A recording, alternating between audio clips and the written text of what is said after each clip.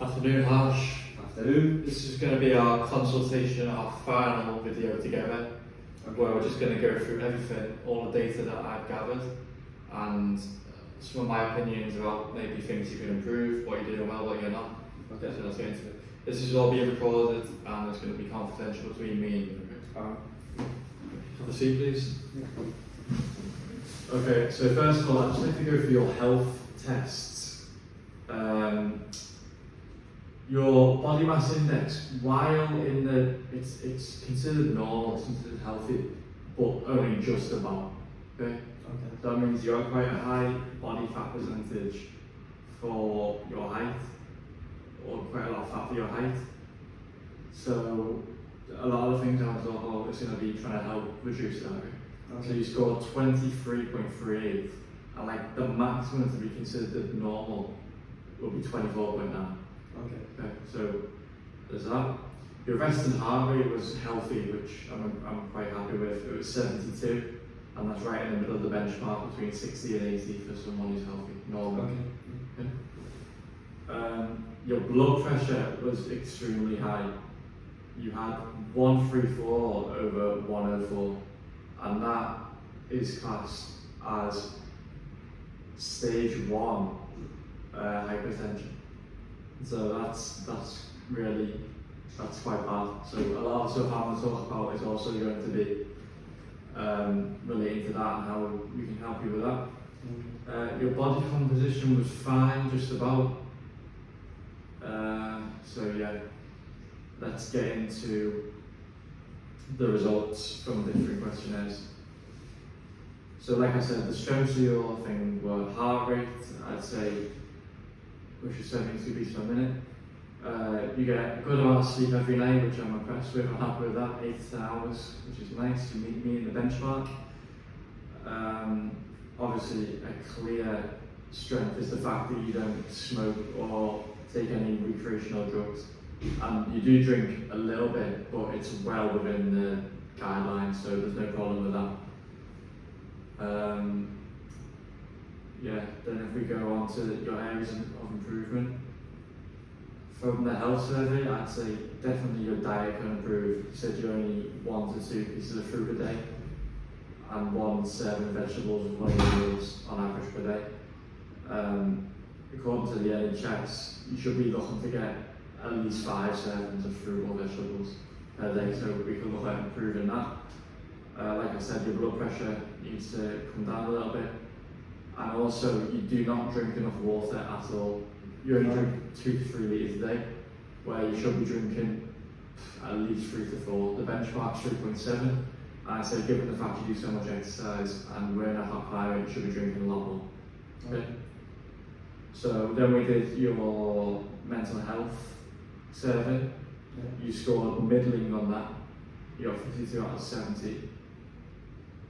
Some of your strengths was that you feel loved all the time, you said, and obviously that's going to be very important for your mental health. So feeling loved, feeling valuable, very important, and that's obviously helping to make you feel content in your everyday life, so I'm happy that you feel that way. You also stated you feel close to the people, close to you all the time, and you have healthy personal relationships. Yeah, of course, having good personal relationships is going to lower your rates of anxiety, depression, going to make you have higher self-esteem, lots of things like this. So very important, and I'm glad that you have good relationships. You also told me another positive was that you don't suffer with any problems in making decisions. You're quite assertive and you're good at making decisions, which of course is a huge plus. That's just going to make you feel more confident, and it's actually more like a sign that you are confident that you're able to make that decision on your own. So I'm glad that you told me that. Some areas you could improve was that you said you had no interest in new things whatsoever. Now, that's not necessarily a bad thing, but you also said some of the reasons that you might not like trying new things is because fear of maybe them going poorly or going bad, different things like that. And that's very common. That's one of the main reasons why people don't try new things, is like the fear of the unknown. Yeah. That's like everyone suffers with that, but it's just ultimately we have to try and overcome that a little bit, because ultimately life is about experiences. So trying new things is very important, and it will be very beneficial for your mental health. But you often suffer from stress. You said that in the survey. You told me that it's from college, from home, expectations, and I just want to provide a few strategies to help with that, because that can link, obviously that's linked to poor mental health, but also it can result in aggression, irritability, and that can negatively impact your relationships, can't it, of course. So yeah, there you go. Now I'm just going to get on to some of the strategies that I provided. We can get your opinion on them as well. So I have 5, so I'm going to start with the first one. Obviously, as we talked about, your diet was a big problem, which is leading to having more fat in your body. That's resulting in higher blood pressure, higher BMI. So one of my solutions was that you could have an app, maybe, for example, the app that I got, MyNet Diary Calorie Counter. So you pay $8.99 a month, or I think it's like £50 for the year, and you get to track your calories. It tells you recipes for healthy food, stuff like this. Okay? You don't necessarily have to be paying for it, it's just an example that I got. So by having an app like this where you can track your diet, you have set plans which you could follow, would perhaps make your diet stricter, and if you stay with that, then of course you're going to be losing body fat and you're going to be lowering your blood pressure. One of the things you said was that obviously you eat fast food or junk food once every few days, you told me. One of the main reasons you said was because it tastes good. So I figured on this app they have lots of dietitians, lots of chefs recommending these recipes. So if you can have food that's tasty while being nutritious, it's going to be very beneficial for you. One of the main problems with eating junk food is that it has high sodium content. So once that sodium is going into your arteries, your blood vessels, it's clogging it up, and that's making your blood pressure go up. So by eating less junk food, by sticking to the plans, by still getting to eat healthy food, healthy desserts that you can make on there, which still taste good, you're getting less junk food, your blood pressure's going to come down, your fat's going to come down. Okay? That was a suggestion for me. Another one, quite similar, was I stated that I think it would be a good idea for you to do meal preparation ahead of the week or a few days in advance, for example. There's lots of studies showing why this would be effective.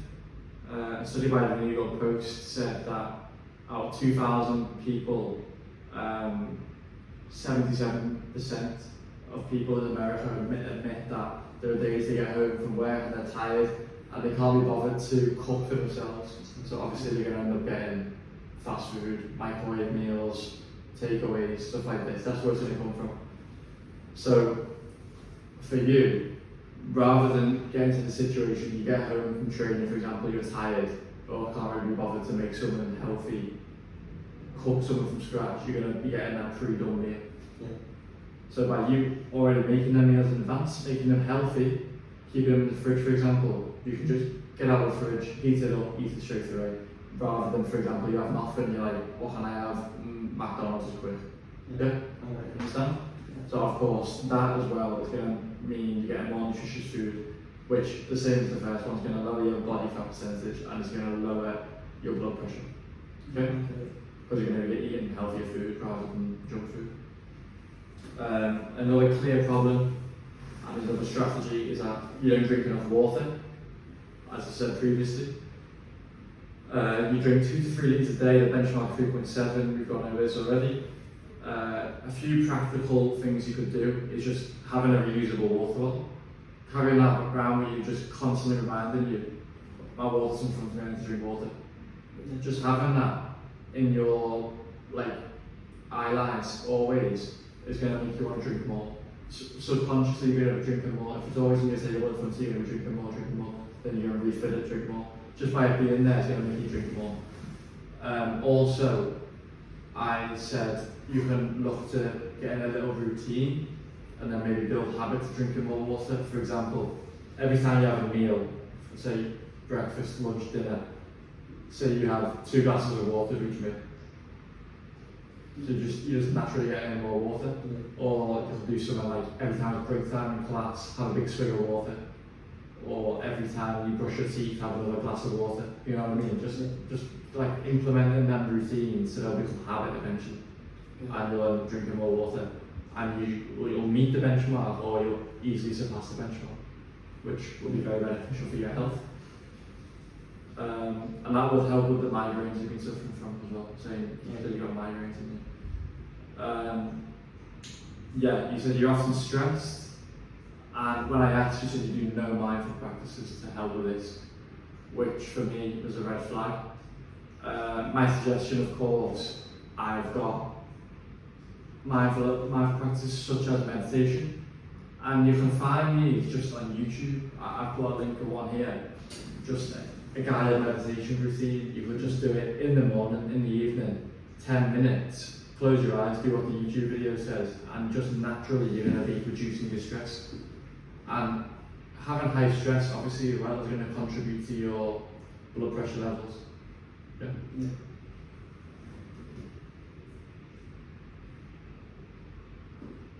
Okay.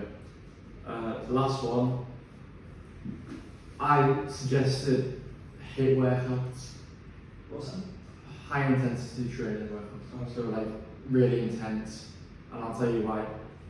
As we've already talked about, your BMI score is quite high. I think that can be lower. And from research, it's been found that even hours after you complete a HIIT workout, your basal metabolic rate is increased. So even while resting after the workout is complete, you're naturally burning more calories.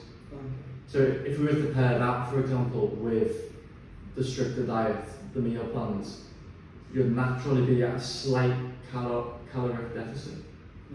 And with that, your body's going to use your fat stores for energy, and eventually you're going to have a lot less body fat. With less body fat, what happens? Lower blood pressure, lower risk of disease. You're going to have lower risk of fat, so lower chance of heart attack, cancer, type 2 diabetes, stroke, all of these things. Okay?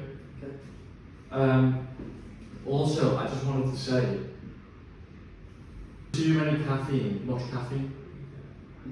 Caffeine that could elevate your blood pressure? No. Don't drink coffee? No.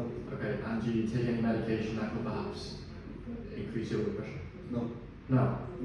Okay, so like I said, they're my ideas. I'll obviously be sharing this document with you. Okay, yeah, that's perfect. And I'll speak to you soon, see how you're getting on with any of these suggestions. Okay, Thank you very much. Thanks for coming in, Ash. Sorry for me. See you later.